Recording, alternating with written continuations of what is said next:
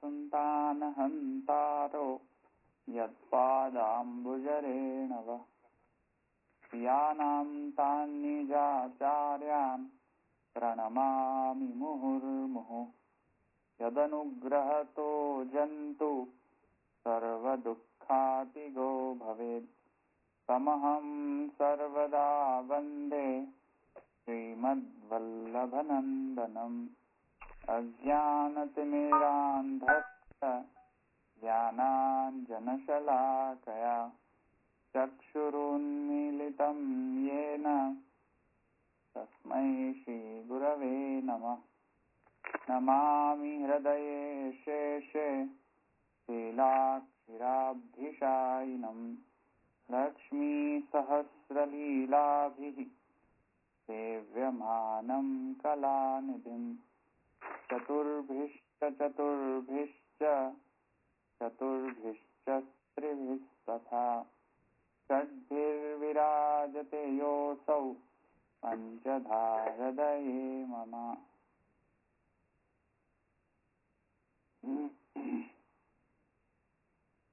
હવે આપણે ગઈકાલનું થોડું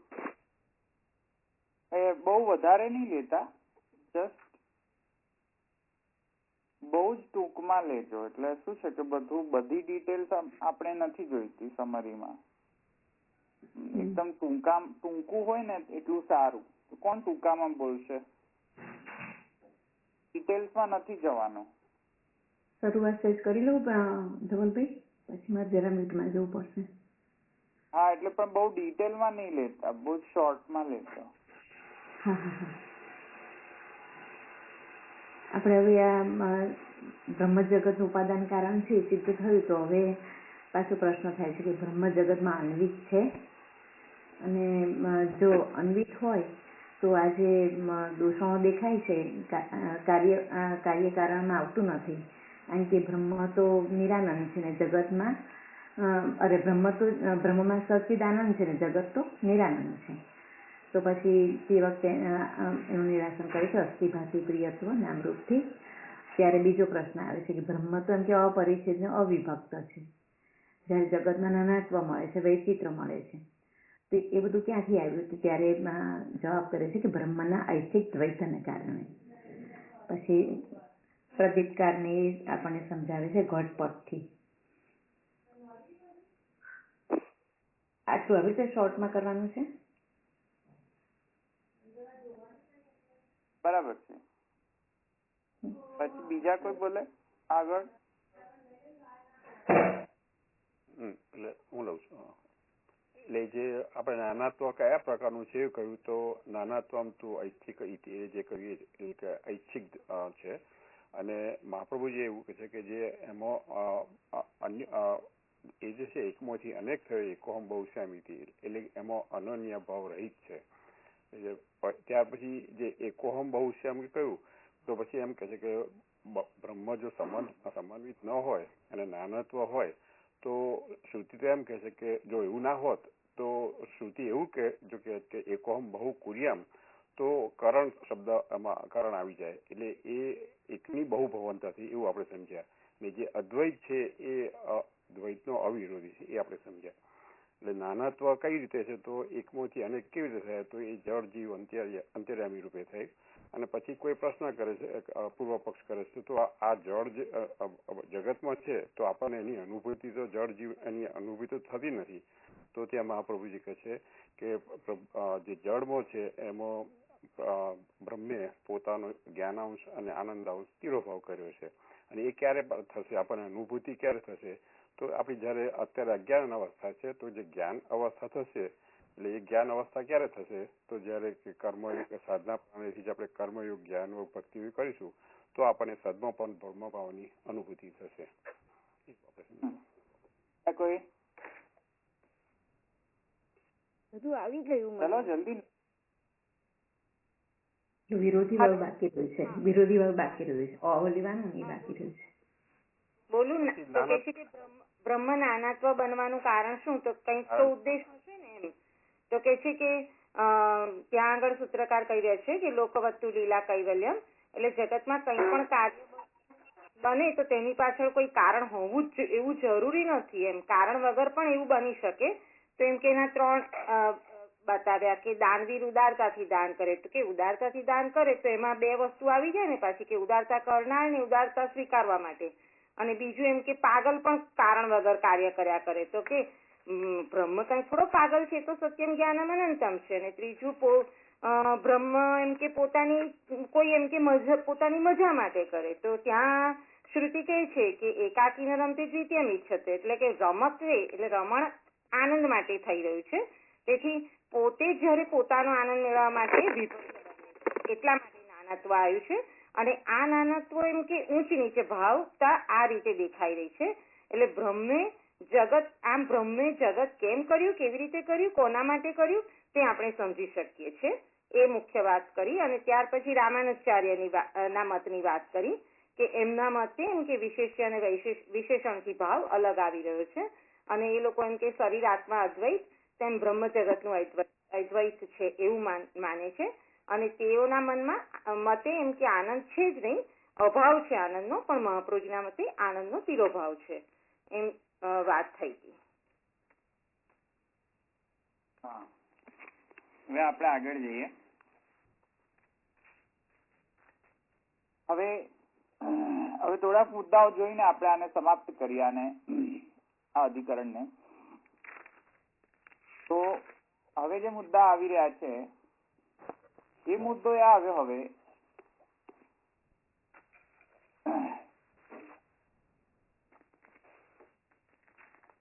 કે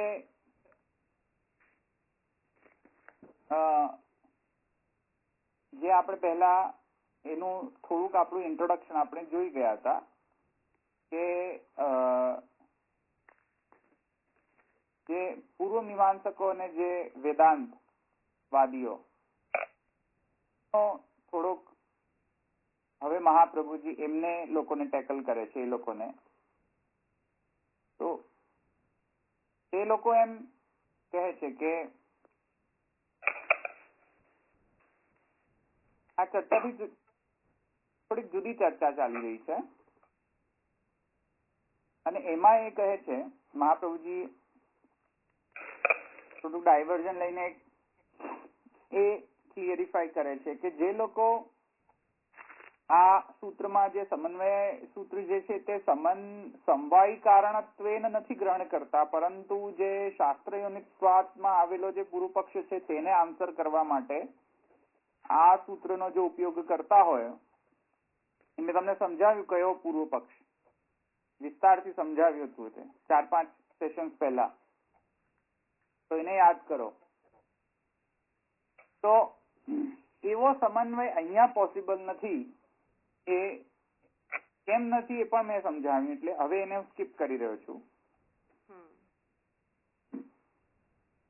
એના કેમ એ સમન્વયનો અર્થ એ અર્થ નહીં લઈને સમવાયી કારણ લેવો યોગ્ય છે તે જસ્ટિફાય કરવા માટે આગળ મહાપ્રભુજી કર્મકાંડ અને જ્ઞાનકાંડ વિશે તેઓ આજ્ઞા કરી રહ્યા છે. કે કર્મકાંડ જે છે, ઇન શોર્ટ હું પતાવી દઈશ એને, કારણ કે હવે મારે એને વધારે વિસ્તાર કરવો નથી, કારણ કે મેં ઓલરેડી વિસ્તાર કરી ચૂક્યો છું. તો ઇન શોર્ટ મહાપ્રભુજી શ્રુતિ અને વેદના વચનો, કર્મકાંડ અને જ્ઞાનકાંડમાંથી શ્રુતિ અને વેદના વચનો, મંત્રના વચનો ત્યાં ટાંકી રહ્યા છે શ્રી મહાપ્રભુજી. કે ક્યાંક ક્યાંક એવું જોવા મળે છે કે કર્મથી મોક્ષ પ્રદાન થાય છે અને જ્ઞાનથી સંસાર પ્રાપ્ત થાય છે, સાંસારિક વસ્તુઓ પ્રાપ્ત થાય છે, એવું જોવા મળે છે. એવી શ્રુતિ પણ જોવા મળે છે ને એવા મંત્ર પણ જોવા મળે છે. તો જો તમે એમ કહેતા હોય કે જ્ઞાનકાંડ એથી જ મોક્ષ મળશે અને કર્મથી નહીં મળે, યા તો વાઇસે વર્સા, કર્મ જે છે તે તો કરવા માટે કહ્યું છે, તેથી તેનાથી જ તે તો કરવું જ પડશે, એ બંનેની મૂળ કાપી નાખ્યા. પૂર્વ મીમાંસકોનો મૂળ એ રીતે કાપ્યો કે શ્રુતિ જે છે એ પ્રવર્તન કરી શકતી નથી. શ્રુતિ તમને ફોર્સ કરી શકતી નથી. કોણ પ્રવર્તક છે ધર્મનો? ધર્મનો પ્રવર્તક શ્રુતિ નથી, ધર્મનો પ્રવર્તક છે હરિદેવહી. હા, હરિદેવહી અંતર્યામી.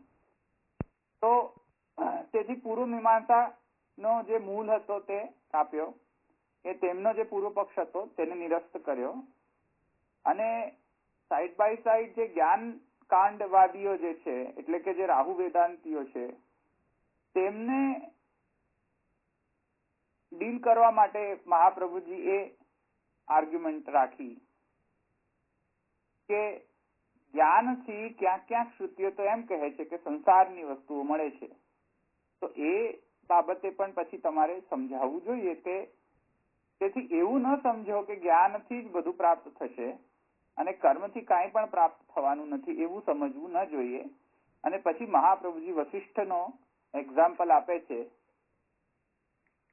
કે જુઓ, વશિષ્ઠ ઋષિ જે છે તેમને જ્ઞાની હોવા છતાં પણ તે કર્મ કરતા હતા. આવ્યું ને સમજમાં?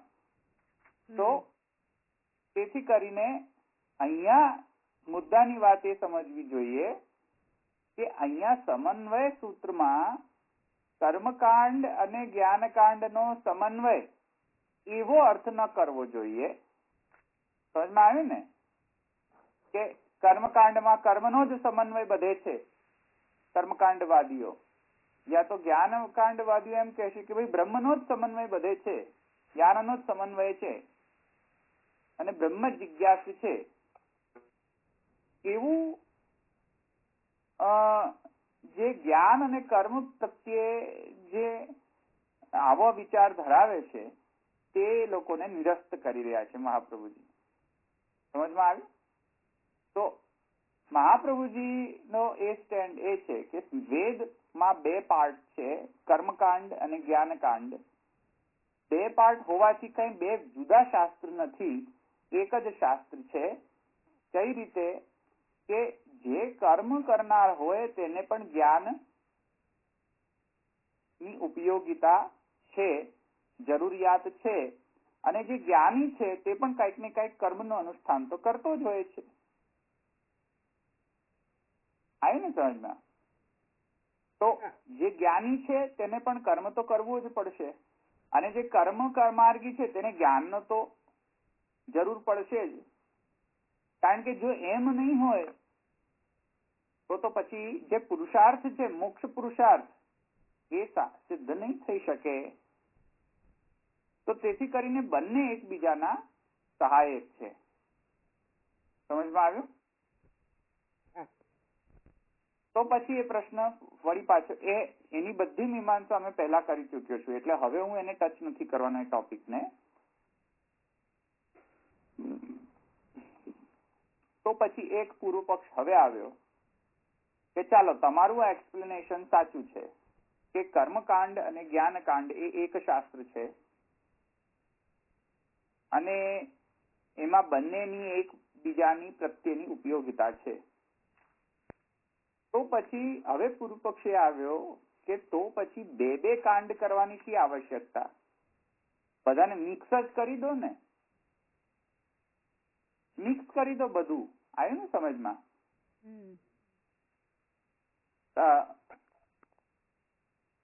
મને લાગે સમજમાં આવે પૂર્વ પક્ષ. બે નામ આપ્યા કેમ એમ?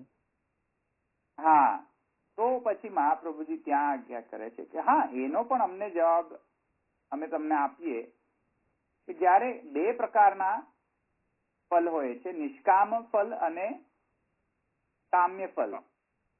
કોઈક કામના સાથે કરવામાં આવેલી જે વસ્તુ હોય, હવે કામના તો કર્મની પણ હોય અને જ્ઞાનથી પણ કોઈ કામના કરવામાં આવતી હોય છે. એટલે ફોર એક્ઝામ્પલ, નિષ્કામ કર્મ હોય છે એવી રીતે નિષ્કામ જ્ઞાન પણ હોય છે. એવી રીતે સકામ કર્મ હોય છે તો સકામ જ્ઞાન પણ હોય છે. જ્ઞાન નિષ્કામ થોડી હોય છે. મોસ્ટ ઓફ બધા જ્ઞાન સકામ હોય છે. સકામ એટલે કે કોઈ કામના માટે લીધેલો જ્ઞાન, યા તો કામના માટે લીધેલો કરેલો કર્મ. તો કામના માટે કરેલું જ્ઞાન, મેળવેલું જ્ઞાન, યા તો કામના માટે કરેલું કર્મ, એ પણ હોઈ શકે છે. અને વર્સિસ નિષ્કામ કર્મ અને નિષ્કામ જ્ઞાન. તો નિષ્કામ માટે તો આ બંનેની પરસ્પર ઉપયોગિતા છે. આવી ને સમજમાં? નિષ્કામ કર્મ કરનાર અને નિષ્કામ જ્ઞાન ને તો આ બંને પરસ્પર મદદરૂપ થાય છે. પણ જે કામનાથી લઈને જે કર્મ કરતો હોય યા તો કામનાથી લઈને જ્ઞાન કરતો હોય તેને માટે આ સ્વતંત્ર હોઈ શકે છે. સમજમાં આવ્યું? અને એટલે કામનાથી જ્ઞાન એ સમજમાં નથી આવતું ધવલભાઈ. જ્ઞાન એટલે કામ પૂર્તિ માટે જ્ઞાન લેતો હોય તે. એટલે ફોર એક્ઝામ્પલ જ્ઞાન બ્રહ્મ જ્ઞાન લે તે, યા તો બ્રહ્મ જ્ઞાની તો કોઈ સ્કોલર બનવા માટે કરતો હોય, યા તો કોઈ સ્કૂલ ઓપન કરવા માટે કરતો હોય, યા તો માની કરવા માટે કરતો હોય, પોતાના સંસારને સુખી બનાવવા માટે બ્રહ્મ જ્ઞાન પ્રાપ્ત કરતો હોય. શ્રુતિમાં તો એવું મળે છે કે બ્રહ્મ જ્ઞાન થી સંસાર સુખી થાય છે, એવું મળે છે. પુત્ર પ્રાપ્ત થાય છે, બ્રહ્મ જ્ઞાન થી પુત્ર પ્રાપ્ત થાય છે, એવું પણ પાછું છે શ્રુતિ. હા, તો એ કામ્ય થઈ ગયું ને. એ આશાથી તો તમે જો જ્ઞાન લીધું, કામ્ય જ્ઞાન થઈ ગયું ને. બરાબર. કામનાથી કરવામાં લીધેલો જ્ઞાન. એવી રીતે કામ્ય કર્મમાં પણ એવું જ થાય છે કે કર્મ કરવાથી આવું મળે છે, આ યજ્ઞ કરવાથી આ પ્રાપ્ત થાય છે, આ યજ્ઞ કરવાથી વર્ષા પ્રાપ્ત થાય છે, આ યજ્ઞ કરવાથી આ થાય છે. તો જયારે કામ્ય કર્મનું ફલ કે કામ્ય ફલ અહીંયા જયારે રેફરન્સમાં આવતો હોય છે ત્યારે એ બંને જુદા જુદા રહેતા હોય છે, સ્વતંત્ર હોય છે. સમજમાં આવ્યું ને? એટલે ત્યારે એની ઉપયોગિતા રહેતી નથી કે ભાઈ કર્મ જે કામ્ય કર્મ ને જ્ઞાન સાથે ઉપયોગિતા નથી રહેતી. જ્ઞાની હોય કે ન હોય, કે એટલું કરી દે તો એનું કામના પૂર્ણ થઈ જાય. તો એવી કામ્ય કર્મ થી કરતું હોય તો પછી વાત અલગ જ છે. પણ જો બ્રહ્મને પ્રાપ્ત કરવા માટે કર્મ ને જ્ઞાન નો ઉપયોગ કરતો હોય તો એકબીજાની ઉપયોગિતા રહેલી છે. કર્મ ને જ્ઞાન ની ઉપયોગિતા રહેલી છે અને જ્ઞાન ને કર્મ ની ઉપયોગિતા રહેલી હોય છે. સમજમાં આવ્યું? તેથી આ બંને બે કાંડ તરીકે કરેલા છે. તો પછી હવે એ તો ટોપિક સોલ્વ થઈ ગયો કે હવે તત્વ સમન્વય જે છે તેમાં આવી રીતે શ્રુતિનો સમન્વય કરવો એવો અર્થ ઘટાવવો ન જોઈએ, યા તો શાંકર મતનો જે અર્થ છે તેવો અર્થ ઘટાવવો ન જોઈએ. એના ઘણા બધા મેં તમને એક્સપ્લેનેશન આપી દીધા. તો એ ટોપિક તો પૂરો થઈ ગયો ને. હવે અહીંયા એ સિદ્ધ થઈ ગયું કે તત્વ સમન્વયાત્મા શ્રુતિનો સમન્વય નથી થઈ રહ્યો, પણ યા તો પૂર્વકાંડમાં કર્મનો સમન્વય થયો નથી, યા તો જ્ઞાનનો સમન્વય સમગ્ર વેદમાં એવું સિદ્ધ કરવાનો અપેક્ષા નથી. પણ શું અપેક્ષા છે અહીંયા? કે બ્રહ્મ સમવાયી કારણ છે એવી અપેક્ષા છે. એ અપેક્ષાના કારણે તત્વ સમન્વયા સૂત્ર યોજ્યો છે. એ સમજમાં આવી ગયું ને અહીં સુધી? હવે આગળ મહાપ્રભુજી બીજા પૂર્વ પક્ષ ને એટેન્ડ કરે છે. હવે જયારે આ બધી વાત સ્વીકારી લીધી પછી એક મોટો પૂર્વ પક્ષ હવે એક રહી ગયો કે જો બ્રહ્મ સમવાયી કારણ હોય, ઉપાદાન કારણ હોય જગતનો, તો જેવી રીતે દહીં જે એટલે દૂધ જે છે એ દહીંમાં પરિણમિત થાય છે, એમાં વિકાર પેદા થઈને પરિણમિત થાય છે. એટલે દૂધ જ નથી રહી જતો, હવે કન્વર્ટ થઈને તો દૂધનું જે દૂધ પણ છે તો લોસ્ટ થઈ ગયું ને. એવી રીતે બ્રહ્મ જે છે એ જગતમાં પરિણમિત થયું ત્યારે બ્રહ્મ બ્રહ્મ રહી ગયું કે ન રહી ગયું?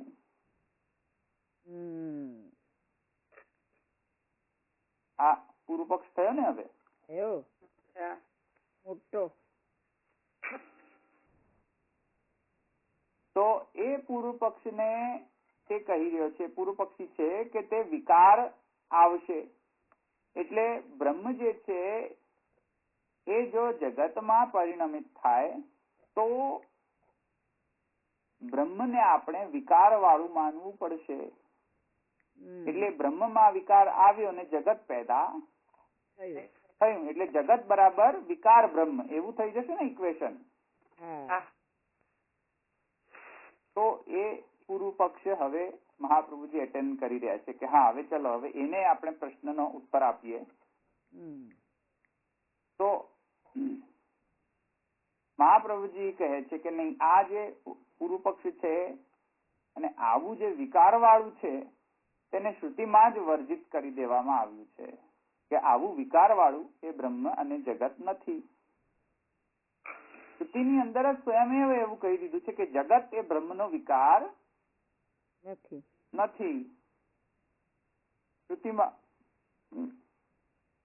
તો મહાપ્રભુજી એ શ્રુતિને ટાંકી રહ્યા છે કે આ જે કાંઈ બધું જે છે તે સ્વયં એવા આત્મા જ છે.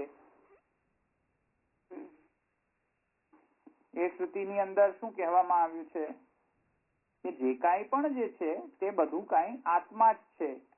અહીંયા આત્માનો મતલબ બ્રહ્મ. એટલે આત્મા એટલે પેલી ભટકતી આત્મા નહીં. આત્મા મતલબ વેદમાં પર્ટિક્યુલરલી આત્માને બ્રહ્મન સિનોનિમસ નામ છે, બ્રહ્મનું જ નામ છે. તો અહીંયા આત્મા જે છે એ શ્રુતિમાં એમ કહેવામાં આવ્યું છે કે ઇદમ સર્વમ યદા અયમ આત્મા. આ શ્રુતિ છે કે ઇદમ સર્વમ યદ અયમ આત્મા. આ જે કાંઈ પણ છે તે શું છે? અયમ આત્મા, આત્મા છે તે. એટલે આ ઇદમ થી શું કહેવામાં આવ્યું હશે? ઇદમ એટલે આ. બરાબર. અને સર્વમ તો બ્રહ્મને સર્વમ કહેવાય? બ્રહ્મને સર્વમ ન કહેવાય. બ્રહ્મનું સ્વરૂપ લક્ષણ આપવું હોય તો શું કહેવાય? એકમેવાદ્વિતીય. હા, એકમેવાદ્વિતીય. Very good.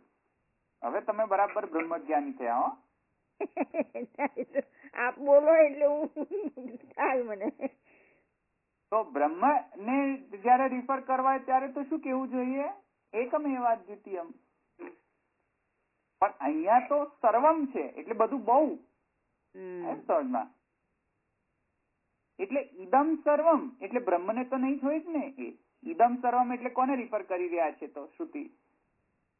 આ બધું જગત અને બ્રહ્મ બધું એટલે જગત ને રિફર કરી રહ્યો છે ને શ્રુતિ. જો બ્રહ્મને રિફર કરત તો શું કે? એકમ અદ્વિતીયમ એવું રિફર કરત. બ્રહ્મને રિફર કરવું હોત. પણ અહીંયા કોને રિફર કર્યો છે? ઇદમ સર્વમ. ઇદમ સર્વમ એટલે આ સર્વ. બ્રહ્મ સર્વ થોડી છે. બ્રહ્મ બધું બહુ થોડી છે. બ્રહ્મ તો એક જ છે. અને બધું બહુ લાગે છે. બધું બહુ છે. તેથી ઇદમ સર્વમ બરાબર જગત. સમજમાં આવ્યું? યદ અયમ આત્મા એટલે યદ ઇદમ સર્વમ જે આ સગળું છે. યદ એટલે જે. એટલે જે ઇદમ એટલે આ સર્વમ જે આ બધું બહુ જે છે એટલે જે આ જગત છે. હવે સમજમાં આવ્યું ને? અયમ આત્મા તે આત્મા છે. આત્મા એટલે આત્માને સબસ્ટિટ્યુટ કરીને બ્રહ્મ કરી દો. તો ઇદમ યદ ઇદમ સર્વમ અયમ આત્મા. છે ને? એટલે આ બધું જે કંઈ પણ દેખાઈ રહ્યું છે જુદું જુદું નાનાત્વ, એ એકચ્યુઅલીમાં શું છે? આત્મા બ્રહ્મ જ છે. સમજમાં આવ્યું? તેથી શ્રુતિ સ્વયં કહે છે કે તે સમવાયી કારણ છે. અહીંયા સમવાયી થયું કે નહીં? થઈ ગયું એકદમ. અચ્છા, પછી બીજું બીજો રેફરન્સ આપે છે મહાપ્રભુ છાંદોગ્ય ઉપનિષદમાં, જે મેં તમને વિસ્તારથી આખો એક સેશનમાં આપણે સમજાવ્યું હતું. વાચારંભણમ નામધેયમ મૃતિકા ઇત્યેવ સત્યમ. સત્યમ. એ તો મેં તમને સમજાવી દીધું. તો એમાં પણ એ શ્રુતિથી પણ શું સિદ્ધ થાય છે? જગત એ વિકાર નથી, નામધેય વિકાર છે. સમજમાં આવ્યું ને? તો વિકાર જગત તો છે જ નહીં. ચલો હવે કઈ શ્રુતિ તમે કહો છો કે જે કહે છે કે જગત વિકાર છે? ક્યાં એવું લખ્યું છે કે જગત વિકાર છે? વિકાર જે વાળી શ્રુતિ છે, વિકાર વાળી વાચારમ ભણમ વિકારો નામ ધેયમ મૃતિકા ઇત્યેવ સત્યમ, એમાં તો મેં જસ્ટિફાય કરી દીધું, મહાપ્રભુજીએ જસ્ટિફાય કરી દીધું. જગત વિકાર નથી. તો વિકાર આવ્યો ક્યાંથી? સમજમાં? તેથી આ બંને શ્રુતિને તમે વિચારો તો જગત બ્રહ્મ નું વિકાર નથી એવું સિદ્ધ થઈ જશે. આવ્યું સમજમાં? અચ્છા, તો પછી પૂર્વ પક્ષી વળી પાછો આવી ગયો. હવે પૂર્વ પક્ષી એમ કહે છે કે અચ્છા, જો આવું હોય, એટલું જ ક્રિસ્ટલ ક્લિયર હોય તમારા મત મુજબ, તો પછી આ સૂત્ર લખવાની જરૂર ન પડત. કારણ કે સૂત્ર ક્યારે લખાય? સૂત્ર ક્યારે લખાય? સંશય હોય ત્યારે. સંશય એ થાય ત્યારે.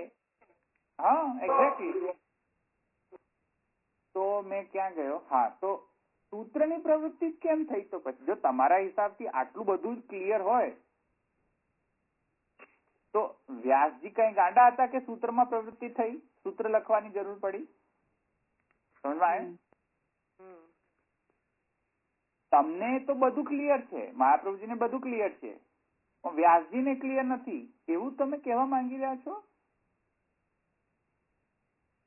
કારણ કે જયારે સંશય જ ન હોય તો સૂત્ર લખવાની જરૂર શું? સંશય હોય તો સૂત્ર લખાય ને. સમજમાં આવ્યું? કારણ કે વિષયો વિષયશ્ચૈવ પૂર્વ પક્ષ તથા ઉત્તરમ સંગતિ. તો વિષય અને વિષય બે તો જરૂરી હોય ને. આમાં તો સંશય તમે કહો છો કે તે સંશય જ નથી, કારણ કે શ્રુતિ તમારા હિસાબથી તો એકદમ ક્લિયર છે. તો પછી મહાપ્રભુજી આ પૂર્વ પક્ષને આન્સર હવે આપી રહ્યા છે કે ના ના, સૂત્રમાં પ્રવૃત્તિ છે એ બરાબર કરેલી છે, તત્વ સમન્વયાત્ની સૂત્રમાં પ્રવૃત્તિ કરેલી છે એ બરાબર કરેલી છે. કેમ? તો પછી મહાપ્રભુજી કહે છે કે બે પ્રકારની શ્રુતિઓ હોય છે. એક શ્રુતિ કારણને જણાવનારી હોય છે અને એક શ્રુતિ કાર્યને જણાવનાર, કાર્યરૂપ બ્રહ્મને જણાવનાર હોય છે. કોઈક શ્રુતિ કારણરૂપ બ્રહ્મને જણાવનાર હોય છે. પોઈન્ટ ઓફ વ્યૂ ને અલગ અલગ હોય છે, પણ એકચ્યુઅલીમાં તો એ એક જ છે. સમજમાં આવ્યું? એટલે આ સૃષ્ટા છે કે જે સૃષ્ટિનું કારણ છે એનું ડિસ્ક્રિપ્શન આવી રહ્યું છે, એમાં બધું કન્ફ્યુઝન થાય છે તમને. ખ્યાલ આવ્યો? ધવલભાઈ કઈ શ્રુતિ? શ્રુતિ નહીં, શ્રુતિ બે પ્રકારની હોય છે. કોઈ શ્રુતિ કારણને જણાવે, કારણના લક્ષણોને જણાવે છે. કોઈક શ્રુતિ કાર્યના લક્ષણોને જણાવે છે. બરાબર. કાર્યના લક્ષણ એટલે કે કાર્યરૂપ બ્રહ્મનો ને જણાવે છે, અને કોઈક શ્રુતિ કારણરૂપ બ્રહ્મને. હવે એમાં બે બ્રહ્મ ન થઈ ગયા, વાત સમજો. બે બ્રહ્મ ન થઈ ગયા, પણ એક જ બ્રહ્મ ઘણું બધું થયું, તેથી ઘણું બધું નહીં ડિસ્ક્રાઇબ કરવું પડશે ને એકતાને પણ ડિસ્ક્રાઇબ કરવી પડશે. બંનેને ડિસ્ક્રાઇબ તો કરવી પડશે ને. તો એ બધું ઘણું બધું જે છે તેને જયારે ડિસ્ક્રાઇબ શ્રુતિ કરશે અને જે એક છે એને જયારે ડિસ્ક્રાઇબ કરશે ત્યારે થોડો ડિફરન્સ તો આવશે ને શ્રુતિનો. કારણ કે જે એક જ બ્રહ્મને બે તરીકેથી કે અનંત રૂપથી જયારે ડિસ્ક્રાઇબ કરવાનું શરૂ થાય ત્યારે જુદું જુદું કહે છે શ્રુતિ. બરાબર. અને તેથી કરીને કોઈક શ્રુતિ સગુણ બ્રહ્મ વાચક હશે ને કોઈક શ્રુતિ નિર્ગુણ બ્રહ્મ વાચક હશે. સમજમાં આવ્યું? સગુણ બ્રહ્મ વાચક એટલે કે અપાણી પાદો જવનો ગ્રહિતા. જે અપાણી પાદ છે એટલે જેને હાથ નથી. અપાણી એટલે કે પાણી ન હોય, પાણી એટલે કે હાથ. તો હાથ ન હોય અને પાદ ન હોય, અપાણી પાદો, તો અપાણી પાદ, તો એને હાથ નથી ને જેને પગ નથી એટલે નિર્ગુણ બ્રહ્મ થયો ને.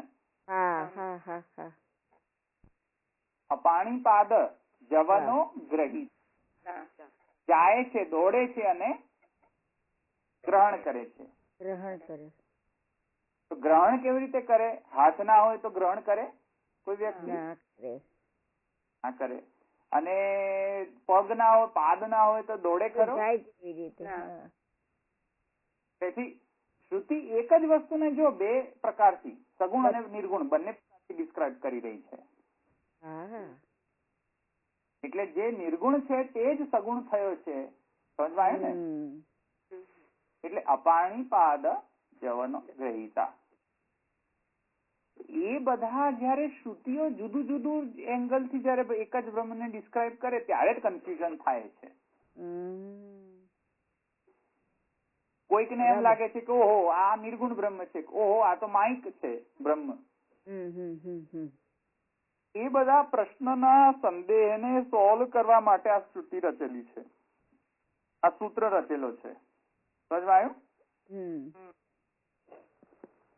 તેથી આ સૂત્ર રચ્યો છે બરાબર રચ્યો છે.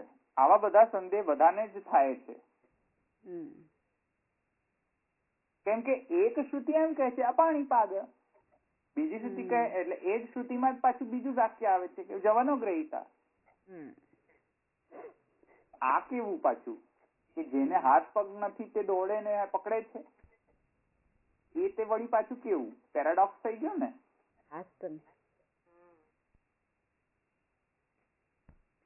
તો એ બધા પેરાડોક્સ ને ડીલ કરવા માટે સૂત્ર રચ્યો છે. સમજમાં આવ્યું ને? ક્યાંક એમ કહે છે બ્રહ્મ જે છે એ અજાયમાન છે, વળી પાછું નેક્સ્ટ સ્ટેટમેન્ટ આવશે અજાયમાનો બહુધા વિજાયતે. બહુધા વિજાયતે, બહુ એ અજાયમાન છે, જન્મતો જ નથી. જન્મતો નથી છતાં એ બધા બહુમાં જન્મે છે. લે અજાયમાનો બહુધા વિજાયતે. તો હવે આને શું કરવું? અક્કલ કામ ના કરે. અજાયમાનો બહુધા વિજાયતે, જે જન્મતો નથી, જે અજાયમાન છે તે બહુ બધા પ્રકારથી જન્મે છે. અરે ભાઈ જે જન્મતો જ ન હોય તે બહુ બધા પ્રકારથી જન્મે કેવી રીતે? હમણાં તો તમે કહી દીધું કે જન્મતો નથી. હવે હમણાં પાછા તમે કહો છો કે બહુધા વિજાયતે. તો કેવા શું માંગો છો તમે? તો અને પછી જયારે પેશન્સ જાય ત્યારે જાઓ જવા દો, આ શ્રુતિને જરા છોડો, ઇગ્નોર કરો, ઉપેક્ષા કરો, ફર્ગેટ અબાઉટ ઇટ. સમજ નથી આવતી એટલે ફર્ગેટ. એવું તો ના કરાય ને. સમજાય? એટલે એ બધા પ્રોબ્લેમ્સ ને ડીલ કરવા માટે તો સૂત્ર રચ્યો છે. તેથી કરીને આ સૂત્રમાં પ્રવૃત્તિ થઈ છે તે બરાબર પ્રવૃત્તિ થઈ છે. સમજમાં આવ્યું? કારણ કે ક્યારેક એમ કહે છે કે બ્રહ્મ જે છે તે જગત બનાવ્યો અને જગતની અંદર અનુસ્યુત છે. તો અનુસ્યુત છે તો એનો મતલબ વિકાર છે કે નથી વિકાર? એની તો ક્લેરિટી આવવી જોઈએ ને.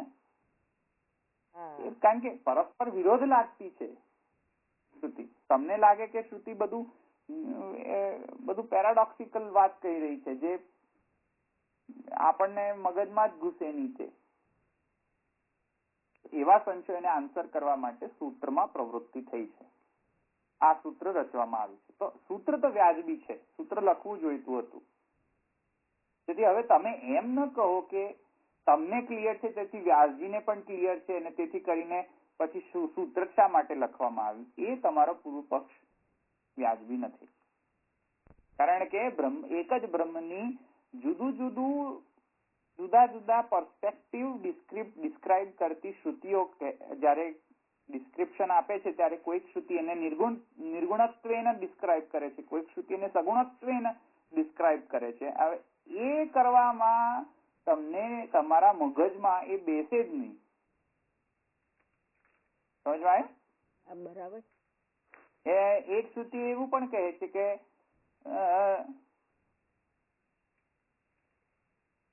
એને કાન નથી પણ તે બધે જ સાંભળી શકે છે. લે, કાન નથી બધે જ કેવી રીતે સાંભળે? એને આંખ નથી પણ બધે જ જુએ છે. પશ્યન ચક્ષુ ભવતી. હા, તો હા, શૃણવન શૃણુ. હા, રાઈટ. તો હવે આને મારે સમજવું કેવી રીતે? હવે શ્રુતિ એમ કહે છે કે પશ્યન ચક્ષુ ભવતી, જ્યાં જોવે ત્યાં ચક્ષુ પેદા થઈ જાય એની. અરે પણ પહેલા જોવા માટે તો ચક્ષુ જોઈએ ને. એ કેવી રીતે પોસિબલ બને કે જ્યાં જોવે ત્યાં ચક્ષુ થઈ જાય? તો આ તો પેરાડોક્સિકલ વાત છે ને. પશ્ચન ચક્ષુ ભવતી, જ્યાં એ બ્રહ્મ જોવે છે ત્યાં ચક્ષુ પેદા થઈ જાય છે, જ્યાં એ સાંભળે છે ત્યાં એના કાન પેદા થઈ જાય છે. અરે પહેલા કાન આવ્યો કે સાંભળવાનું આવ્યું? પહેલા કાન આવે પછી સંભળાય. પણ બ્રહ્મને માટે ઉલટું છે કે જ્યાં સાંભળવાનું શરૂ કરે ત્યાં કાન પેદા થઈ જાય. એનો મતલબ ખબર ના પડી ને, મગજમાં તો જાય નહીં આપણા. આવ્યું સમજમાં? શૃણવન ચક્ષુ ભવતી એ આપણા મનુષ્યને માટે એ ટ્રુ નથી, પાછું પ્રાણીઓ માટે ટ્રુ નથી. શૃણવન ચક્ષુ ભવતી, પ્રાણીઓ એવું કરે? ત્યાં સાંભળવાની ઈચ્છા થાય ત્યાં એના કાન પેદા થઈ જાય. તો પછી આપણે આખો દિવસ આંખો ને કાન જ પેદા થતી રહે.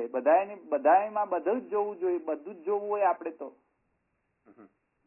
આ શું કરે છે ને પેલી શું કરે છે ને તલી શું કરે છે ને અહીંયા શું થઈ રહ્યું છે, બધે કાન જતા રહે આપણા. તો પશ્ચન ચક્ષુ ભવતી એ તો બ્રહ્મ માટે છે, એ આપણા માટે નથી. હવે આપણા માટે નથી એટલે બ્રહ્મ વિશે આપણને સંશય થાય કે આવું કેવી રીતે બને. તો એ મહાપ્રભુજી કહે છે કે એવા વિરુદ્ધ લાગતા જે સ્ટેટમેન્ટ છે એનામાં તો સંશય તમને ઉત્પન્ન જ થશે. તેથી સૂત્રમાં પ્રવૃત્તિ થઈ છે. આ સમજમાં આવ્યું? અચ્છા, તેથી હવે મહાપ્રભુજી આગળ જઈને એ કહે છે કે તેથી કરીને જયારે વિરુદ્ધ લાગતા વસ્તુઓ એક જ બ્રહ્મને જયારે ડિસ્ક્રાઇબ કરતા હોય છે, એટલે કે કારણ રૂપને ડિસ્ક્રાઇબ કરે છે કે કાર્ય રૂપને ડિસ્ક્રાઇબ કરે છે. હવે એ પાછી ડિસિઝન લેવી પડે કે આ શ્રુતિમાં કયા રૂપનું વર્ણન છે બ્રહ્મનું? કારણ રૂપનું વર્ણન છે કે કાર્ય રૂપનું વર્ણન છે? કેમ કે એક વાત સમજો, અજાય માનો બહુધા વિજાય, તે કારણ રૂપ બ્રહ્મનું છે કે કાર્ય રૂપ બ્રહ્મનું છે ડિસ્ક્રિપ્શન? તમને સમજ આવે છે? આવે છે ને, આવે છે સમજ, પણ એને કારણ રૂપ જ કહેવાય. કારણ રૂપ હોય તો બહુધા વિજાય તે એની કોઈ થોડી ટ્રેટ છે. કારણ રૂપ નું વર્ણન હોય તો શું કહેવાય? સત્યમ જ્ઞાનમ અનંતમ બ્રહ્મ. અને કાર્યને વર્ણન કરવાનું હોય ત્યારે કે અચ્છા એ જ સત્યમ જ્ઞાનમ અનંતમ જે છે બ્રહ્મ, એક બહુશ્યામ થઈ ગયો, અજાયમાનો બહુધા વિજાય થઈ ગયો. બરાબર. હવે જયારે એમ તમે કહો ત્યારે પછી પેલું વિરુદ્ધ લાગતા ધર્મ આવી જાય ને પછી કે અજાયમાનો. અચ્છા, અજાયમાનો તો બરાબર, બહુ સારી વાત છે. નિર્ગુણ બ્રહ્મ, નિર્ગુણ નિર્ધર્મક નિરાકાર બ્રહ્મ, વેરી ગુડ. પણ પછી જઈને અજાયમાનો બહુધા વિજાય તે કેમ કહ્યું? બહુધા વિજાય તે કહ્યું એટલે કે ચલો ગૌણ થઈ ગયો બ્રહ્મ. સમજમાં આવ્યું? ત્યારે આવું તમે કહો કે અજાયમાનો એ બ્રહ્મ બહુ જ શ્રેષ્ઠ અને બહુધા વિજાયતે વાળો જે બ્રહ્મ છે એ ગૌણ થઈ ગયું, ત્યારે મહાપ્રભુજી કહે છે ઓહો તમે મિસ્ટેક કરી. તો પછી that is a blunderous mistake. Blunderous mistake. Don't consider like that. એ બ્લન્ડર છે, એકદમ મોટો બ્લન્ડર છે. એવર હિમાલયન બ્લન્ડર કહેવાય જેને. હિમાલયન બ્લન્ડર એટલે કે સૌથી વધારામાં વધારે ખરાબમાં ખરાબ બ્લન્ડર, મિસ્ટેક. સમજમાં આવ્યું? એ મિસ્ટેક છે તમારી. એવું તો તમે ગ્રહણ કરશો કે અજાયમાનો એ કારણ રૂપ બ્રહ્મ છે તેથી કરીને શ્રેષ્ઠ છે અને બહુધા વિજાય તે જગત રૂપ જે થયો એ ગૌણ છે. તો પછી તમે વેદની તટસ્થતા, કન્સિસ્ટન્સી જ તમે રાખી નહીં. કોઈક શ્રુતિને તમે ગૌણ કરી દીધી ને કોઈક શ્રુતિ તમે મુખ્ય કરી દીધી. તો આવું ઇન્ટરપ્રિટેશન વેદનું તો ગણી ન શકાય. અરાજકતા ફેલાશે. સમજમાં આવ્યો? તેથી મહાપ્રભુજી કહે છે કે જ્યારે બ્રહ્મ જગતનો સમવાયી બને છે ત્યારે બ્રહ્મમાં કશું ઓછાપણું થતું નથી અને જગતમાં જગત જે બ્રહ્મથી કઈ ગૌણ નથી આવી જતો બ્રહ્મને. સમજમાં આવ્યું ને? એટલે કારણ રૂપ બ્રહ્મ અને પ્રપંચ રૂપ બ્રહ્મ, જગત રૂપ બ્રહ્મ માં કોઈ પણ ફરક હોતો નથી. સમજમાં આવ્યો? એટલા માટે તમે એમ કહી દો કે પ્રપંચ રૂપ બ્રહ્મ એ નાનો, જેમ પેલા હવેલીના ઠાકોરજી મોટા અને ઘરના ઠાકોરજી છોટા નાના. સમજમાં આવ્યું ને? એટલે પેલું બધું જાહો જલાલી જોવે હવેલીની એટલે ઠાકોરજીના ભાવ વધી જાય અને ઘરમાં કશી જાહો જલાલી હોય નહીં, બિચારા એક ખૂણામાં બિરાજ્યા હોય એટલે ઇમ્પોર્ટન્સ ના લાગે. સમજમાં આવ્યું ને? એવી રીતે બ્રહ્મને તમે કન્સિડર કરો કે આ જગત છે, હે છે, એકદમ જગત નિરાનંદ છે તેથી ગૌણ છે બ્રહ્મ. અને જે પેલું મુખ્ય જે બ્રહ્મ છે કારણ બ્રહ્મ, સત્યમ જ્ઞાનમ અનંતમ, એ પરફેક્ટ બ્રહ્મ છે. મહાપ્રભુજી કહે છે એબ્સોલ્યુટલી રોંગ. એવું સ્વીકારી ન શકાય.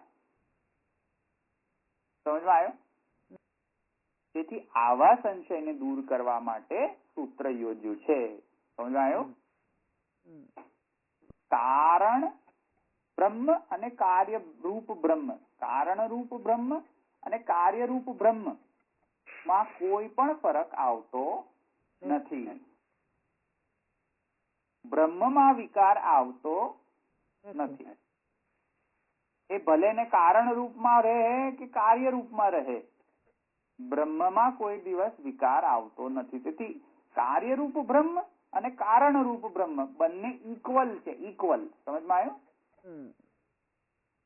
એટલે બે બ્રહ્મ નથી. પડી પાછા જો તમે પાછા ઇક્વલ કરશો ને તો પડી પાછા તમે મને પાસે પ્રશ્ન કરશો કે તો પછી બે બ્રહ્મ થઈ ગયા. બે બ્રહ્મ નથી થયા. બ્રહ્મના સ્ટેટ ની મેન્શન કરી દે છે. જે કારણ રૂપ બ્રહ્મનું સ્ટેટ છે એ સ્ટેટ અને કાર્ય રૂપ બ્રહ્મનું જે સ્ટેટ છે તેમાં બ્રહ્મને કોઈ પ્રોબ્લેમ નથી. સમજમાં આવ્યું? બ્રહ્મ તો બ્રહ્મ જ રહે છે. સમજમાં આવ્યું? તેથી વિકાર આવતો નથી. દૂધ અને દહીં નો એક્ઝામ્પલ આપ્યો એ હવે ખોટો થઈ ગયો. એટલે દૂધનું દહીંમાં વિકાર આવવાથી, દહીં જે છે દૂધનો વિકાર છે. કેમ? કારણ કે દહીંના જે ગુણ હતા તે દૂધમાં, દૂધના જે ગુણ છે તે દહીંમાં તો આવ્યા નહીં, રહી ગયા જ નહીં, ગાયબ થઈ ગયા. તો વિકાર આવી ગયો ને? હા એવું અહીંયા નથી. કેમ કે વળી પાછા કેમ નથી એ તો તમને આન્સર મળી ગયો ને પહેલા જ, આવિર્ભાવ અને તિરોભાવના કારણે. ઓકે, તો એ પૂર્વ પક્ષ આન્સર થઈ ગયો. પછી એ પૂર્વ પક્ષને એટલે મેં તમને વિરુદ્ધ ધર્માશ્રયત્વની વાત કરી કે અપાણીપાદ જવનો ગ્રહિતા. તેથી મહાપ્રભુજી કહે છે કે આને હવે એક્સપ્લેન કેવી રીતે કરવું આ ફિનોમિનાને. તો મહાપ્રભુજી કહે છે તેથી અમે કહીએ છીએ કે બ્રહ્મ જે છે એ વિરુદ્ધ ધર્માશ્રયત્વ છે બ્રહ્મનું. એ તમે ગ્રહણ ન કરી શકતા હો તો તમને આવા બધા પ્રોબ્લેમ્સ ઉપજે કે કાર્ય રૂપ બ્રહ્મ જે છે એ ગૌણ છે અને કારણ રૂપ બ્રહ્મ છે તે મુખ્ય છે. સમજાય? પણ અમે એમ કહીએ છીએ કે બ્રહ્મ જે છે એ વિરુદ્ધ ધર્મોનો આશ્રય છે.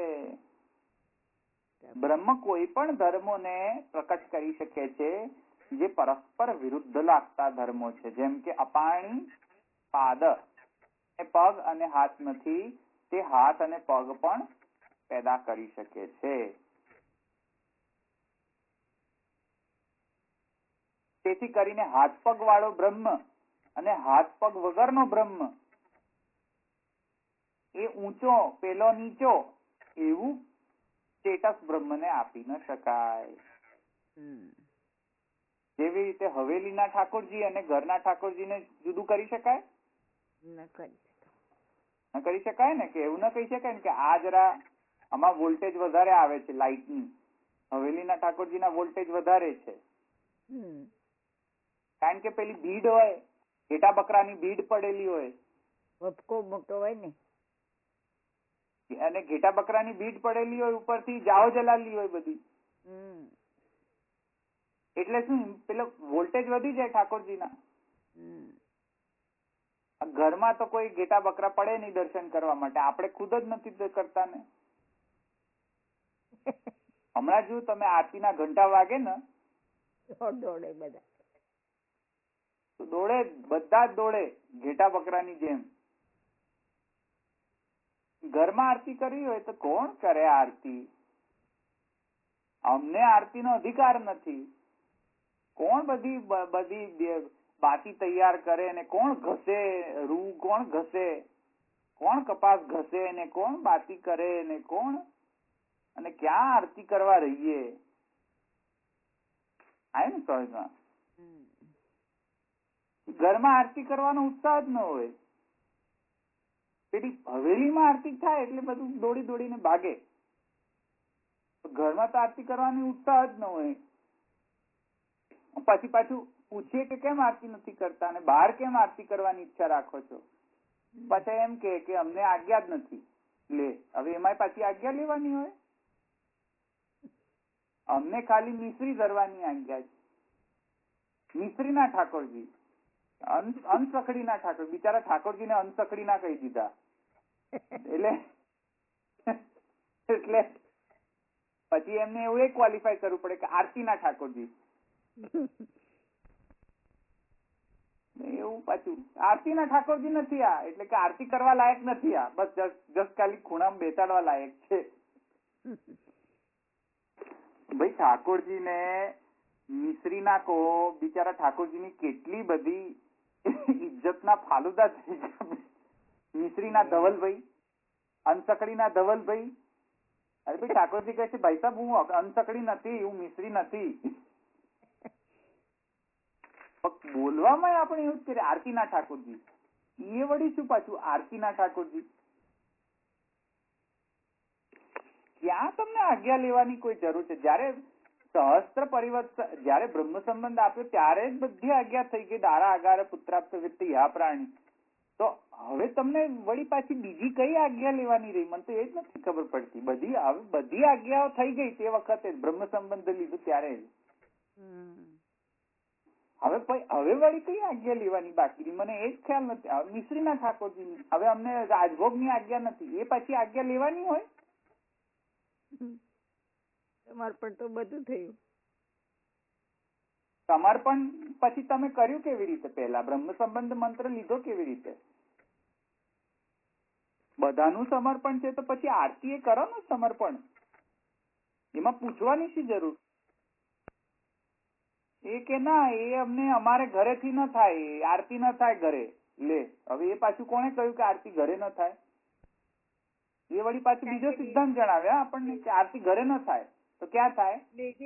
નિધિના સ્વરૂપ હોય ત્યાં થાય એમ કે એટલે હવે પત્યું ત્યારે તો પછી તો દામોદરદાસ સંભલવાલાને આરતી કરવાનો હક નથી.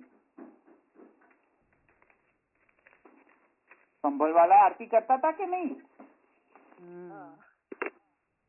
વાર્તામાં સ્પષ્ટ આવે છે કે નિરાજન કરીને પછી મહાપ્રભુજી બિરાજ્યા અને દામોદરદાસ સંભલવાલા પણ આરતી કરતા. તો આરતી કરવામાં કઈ પરમિશન જોઈએ? મને તો એ જ નથી ખબર પડતી. રાજભોગ ધરવામાં વળી પાછી એની પરમિશન જોઈએ.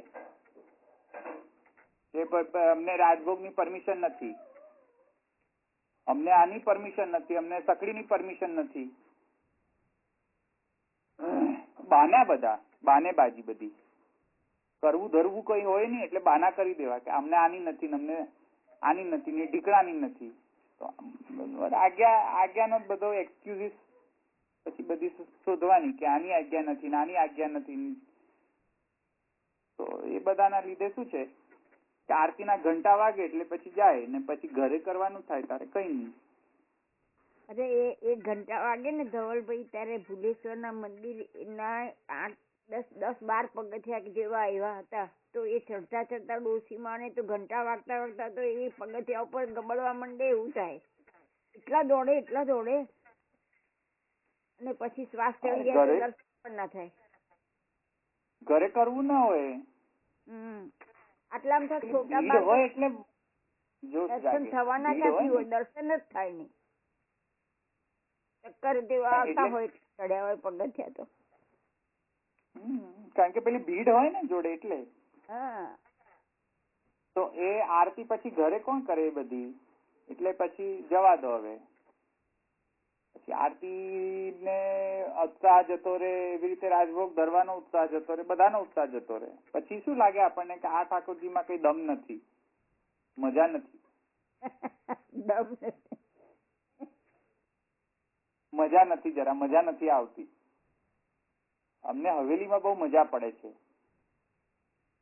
એ મજા પછી ત્યાં જ આવે ને, કેમ કે કરવું ધરવું અહીંયા કઈ હોય નહીં અને ત્યાં બધું કરેલું ધરેલું બધું જ હોય એટલે મજા જ આવે ને અહીંયા તો. એટલે એ બધી એટલે પેલા માયાવાદીઓ જે મુદ્દાની વાત છે કે માયાવાદી એમ કે છે કે કાર્યરૂપ બ્રહ્મ એ મિથ્યા, ખોટું, અને પેલું કારણ રૂપ બ્રહ્મ એ સાચું. હવેલીના ઠાકોરજી સાચા અને ઘરના ઠાકોરજી મિથ્યા. સમજમાં આવ્યું ને? એ પ્રોબ્લેમ ને ડીલ કરવા માટે મહાપ્રભુજી કે છે નહીં ભાઈ સાહેબ, એ એવું નથી, બંને સેમ જ બ્રહ્મ છે, એક જ બ્રહ્મની વાત થઈ રહી છે. સમજમાં આવ્યું? હવેલીના ઠાકોરજી ને ઘરના ઠાકોરજી. સમજમાં આવ્યું? સિમ્પલથી સમજમાં આવી ગયું ને કે વિકાર નથી ઠાકોરજીમાં, કોઈ પણ જાતનો ચેન્જીસ આવતા નથી ઠાકોરજીમાં, બ્રહ્મમાં. જે બ્રહ્મ ઘરે સેવા સ્વીકારે છે એનું એ જ બ્રહ્મ હવેલીમાં પણ સ્વીકારે છે, એવી રીતે. સમજમાં આવ્યો? પછી મુદ્દો આવી રહ્યો છે કે હવે વિરુદ્ધ ધર્માશ્રય તો સમજમાં આવી ગયું ને?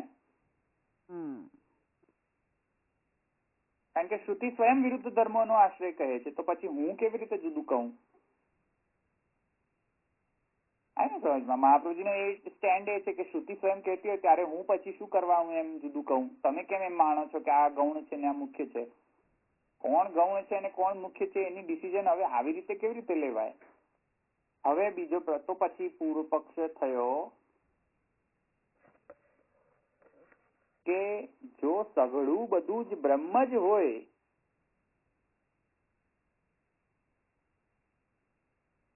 અને બ્રહ્મને ઓકે થોડુંક આપણે પાછળ જઈએ. તો મહાપ્રભુજી હવે એ પૂર્વ પક્ષનો આન્સર આપે છે કે જો તમે આને સમવાય ન ગણો,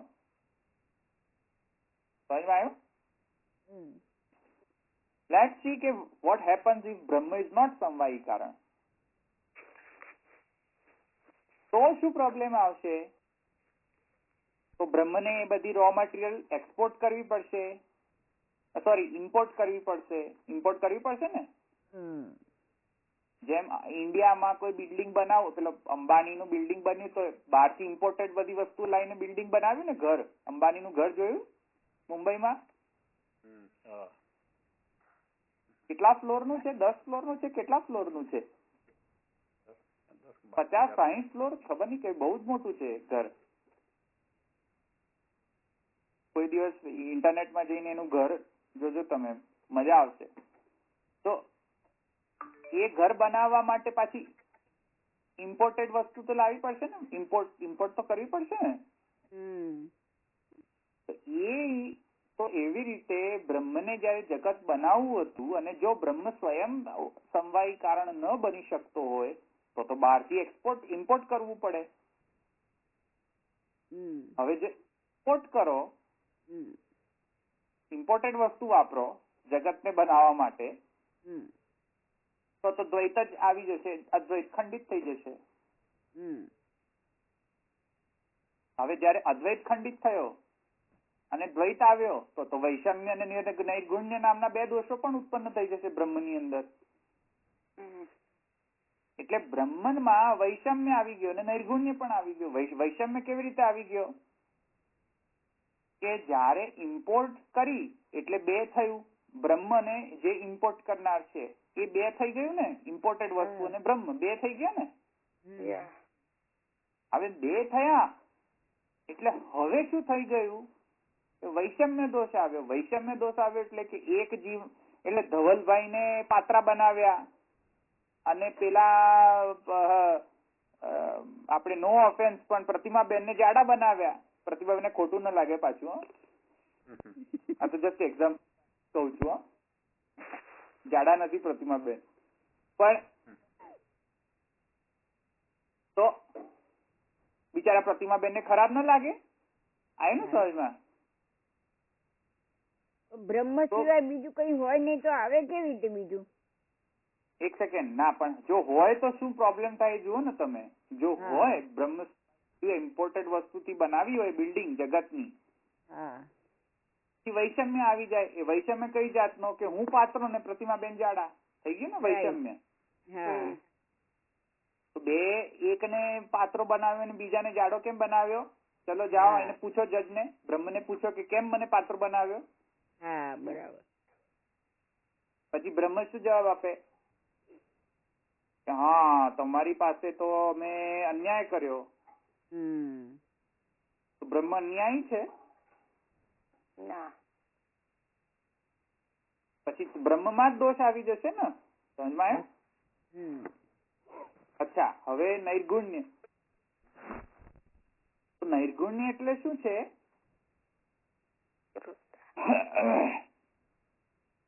કે નિર્દયતા. નૈર્ગુણ્ય એટલે કે નિર્દયતા, દયા રહિતતા. દયાનો અભાવ હોય ને એને નૈર્ગુણ્ય કહેવાય. નૈર્ગુણ્ય એટલે કે ઘૃણતા. ઘૃણતા એટલે કે દયા, એટલે નહીં ઘૃણતા એટલે કે જેમાં ઘૃણતા ન હોય તે, એટલે કે અભાવ હોય તે, દયાનો અભાવ હોય, નિર્દય.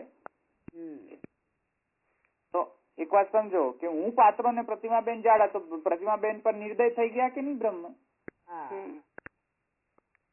બિચારા એમના પર કેમ દયા ના કરી? અને મારા પર કેમ દયા કરીને મન પાત્રો બનાવ્યો? સમજમાં આવ્યો? તો બ્રહ્મ જ ખોટો છે, બ્રહ્મમાં દયા જ નથી. જાઓ, સમજમાં આવ્યો? તો પછી બ્રહ્મ દયા વગરનો થઈ જાય, નિર્દય થઈ જાય. એટલે અદ્વૈત ખંડિત થયો અને દ્વૈત આવ્યો.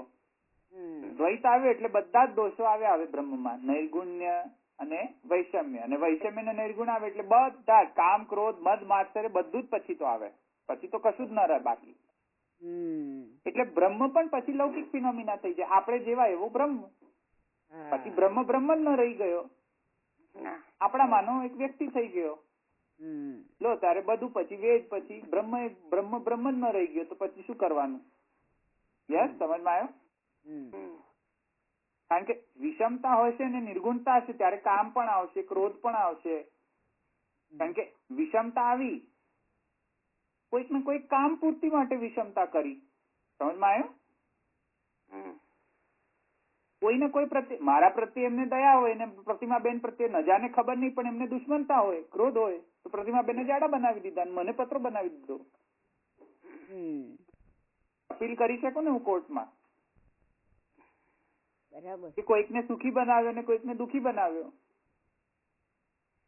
કોઈકનું ઘર એટલું મોટું બનાવ્યું ને કોઈકને એટલું નાનું બનાવ્યું, કોઈકને બુદ્ધિ વધારે આપી ને કોઈકને બુદ્ધિ ઓછી આપી. કેમ એમ કરો ભાઈ?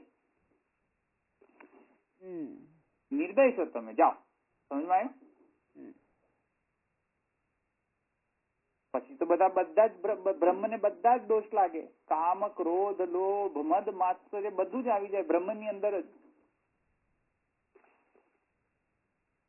તો મહાપ્રભુજી કહે છે તેથી કરીને ઇમ્પોર્ટેડ વસ્તુ આવી એવું તો કહી જ ન શકાય. યસ, તો પછી તો સમવાય થઈ ગયો ને પ્રૂફ, બ્રહ્મ સમવાય છે તેમ. એટલે અંબાણીનો બિલ્ડિંગ બનાવવા માટે સ્વયં અંબાણીએ પોતાનો અંબાણીનો જ યુઝ કર્યો. સમજાયું? એટલે સોનાનું ઘરેણું, સોનું જ સોનાનું ઘરેણું રૂપ થયું. થઈ ગયું ને? ત્યારે સોના હવે કઈ જયારે એવું ગણીશું ત્યારે વિષમતા અને નૈર્ગુણ્યતા દૂર થઈ જશે. કેવી રીતે?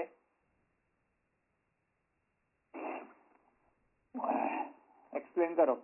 એકત્વથી. વૈષમ્ય કેવી રીતે દૂર થશે અને નૈર્ગુણ્યતા કેવી રીતે દૂર થશે? ચલો બોલો. કારણ કે બ્રહ્મ પોતે જ બધું થયો છે ને, તો પછી એને એ કોઈને આધીન રહીને નથી બધું કરતો, નહીં તો પછી એનું બધું મહાત્મ્ય ખંડિત થઈ જાય. તો પોતે જ પોતાના આત્માને પોતે જ બધું કર્યું છે, આત્માને પોતે વિસ્તાર કર્યો છે, તો પછી એ કોઈ કર્મને એટલે આવી રીતે કઈ કરવા બીજા પદાર્થ બ્રહ્મ ઉત્પન્ન નથી કરતો ને, બહારથી કશું એક્સપોર્ટ કે કશું લાવતો નથી એમ. આ લાવતો નથી, તેથી એવું કેવી રીતે સમજમાં આવે કે એમાં વિષમતા નથી? કારણ કે જગતમાં તો આપણે વિષમતા જોઈએ છે ને, કે એક કાણિયો છે ને એક આંખ વાળો છે, એક લૂલો છે, લંગડો છે, અને એકને હાથ પગ બંને છે.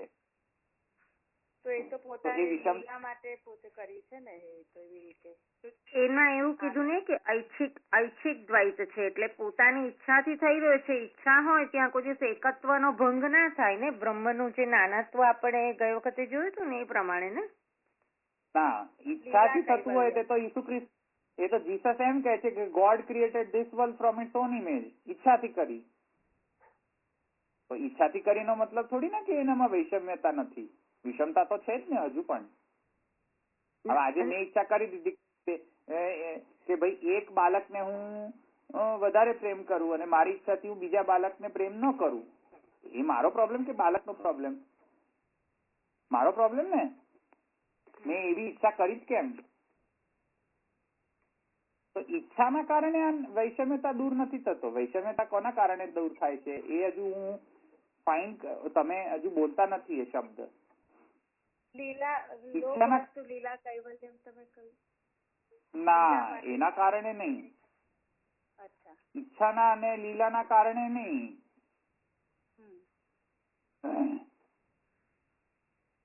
જે મેન શબ્દ છે હું તમારા પાસેથી સાંભળવા ઈચ્છી રહ્યો છું. એકાકીનો રમતી દ્વિતીયમ ઈચ્છતે, એકલાનો શું રમણ કરવું એટલે? ના, એકોહમ બહુશ્યામ. બ્રહ્મના લક્ષણના હિસાબે તમે હજુ પણ એ બોલતા નથી પરફેક્ટલી. જ્ઞાનમ અનંત બ્રહ્મ નહીં. એનાથી કઈ પણ વૈષમ્યતા દૂર નથી થતો. ભલે ને સત્ય હોય ને જ્ઞાન હોય ને અનંત હોય, વૈષમ્યતા દૂર કેવી રીતે થાય એની? જે જુદું જુદું કર્યું છે, નાના મોટી પેદા કર્યું છે, એનો દોષ એને કેવી રીતે ન લાગે? હા, એનો દોષ કેમ ન લાગે? તો એનો એસ્પેક્ટ છે કે જેના કારણે એને આપણે દોષ ન આપી શકીએ કે તારામાં વૈષમ્યતા છે. એ પોતે બધું બનાવીને પાછો અંદર પણ ઘૂસી ગયો છે ને અંતર્યામી રૂપે. ચલો એ ફાર ફેચ્ડ, એટલે એટલું બધું હું જે હજુ પણ જે એક્સપ્રેસ કરું છું તે શબ્દ નથી મળતો હજુ પણ મને. અમે શીખી ગયા છે. વૈષમ્યતા સમજો ને, ઇંગ્લિશમાં પાર્શિયાલિટી કહેવાય ને.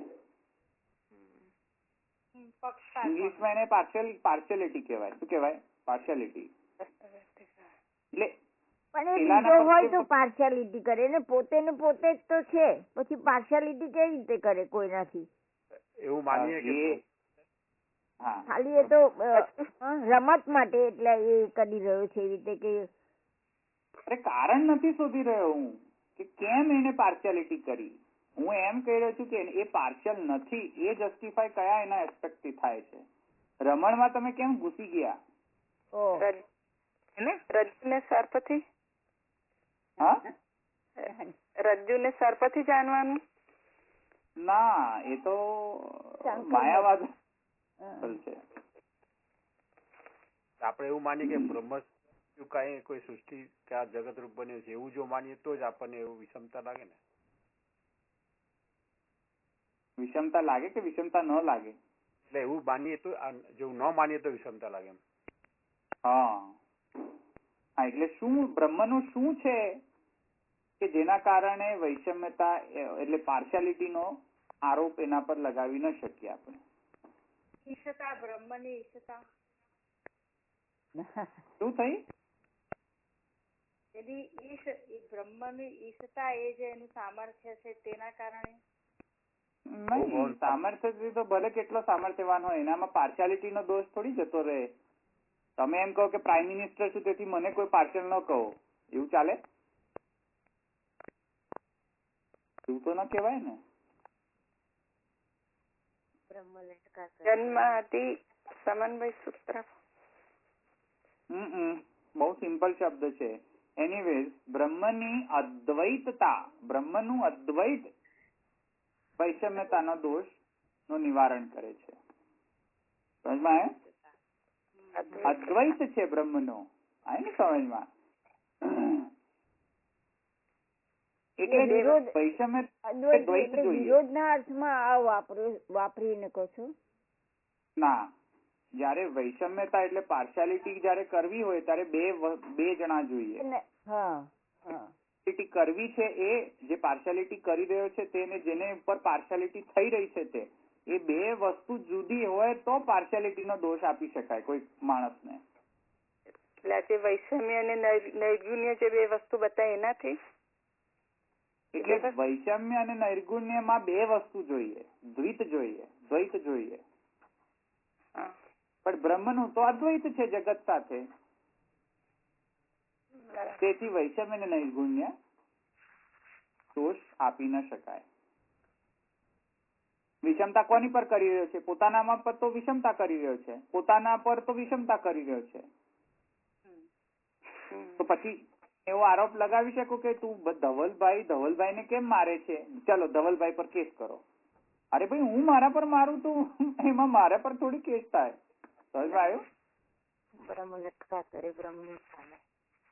વિષમતા પણ કરી છે તો બ્રહ્મે પોતાના ઉપર વિષમતા કરેલી છે. સમજમાં આવ્યું ને? પછી હવે એને કેવી રીતે પાર્શિયાલિટી નો દોષ? જયારે બે વસ્તુ જ નથી, પાર્શિયલ કેવી રીતે હોય?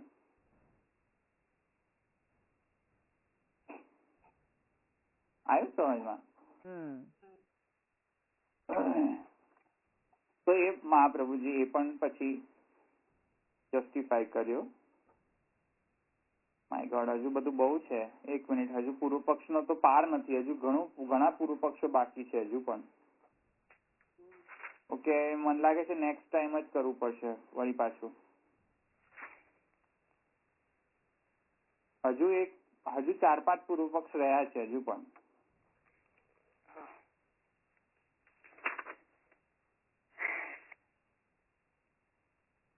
વૈષમ્ય નૈર્ગુણ્યતાનો તો સિદ્ધાંત સમયમાં આવી ગયો, બ્રહ્મમાં નથી. જો અદ્વૈત ખંડિત થાય તો વૈષમ્ય નૈર્ગુણ્યતાનો દોષ આવશે.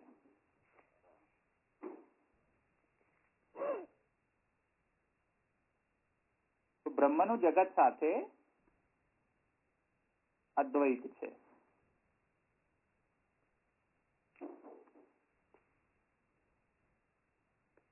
તેથી વૈષમ્ય નૈર્ગુણ્યતા આવતો નથી, અને સમન્વિત છે તેથી વૈષમ્યતાનો અને નૈર્ગુણ્યતાનો દોષ આવતો નથી.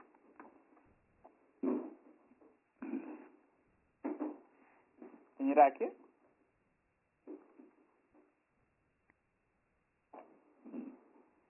કોઈને છે પ્રશ્ન? આપણે આ કયા સૂત્રની મીમાંસા કરી? એ જ હજુ સત્તુ સમન્વયાત જ ચાલે છે.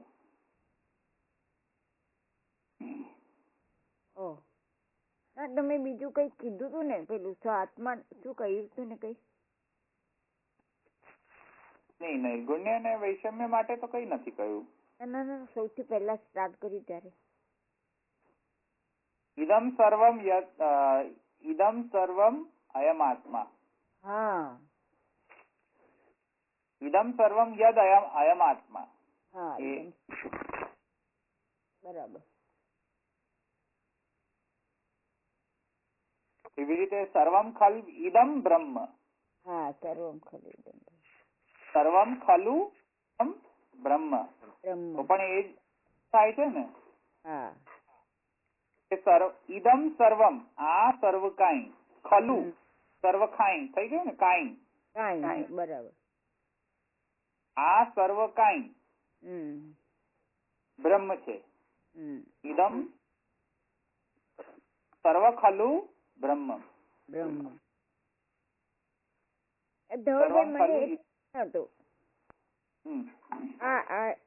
એકો હમ બહુ શ્યામ પ્રજાએ જે છે ને, એમાં શ્યામ શબ્દ એ બ્રહ્મ ને માટે વપરાયો છે.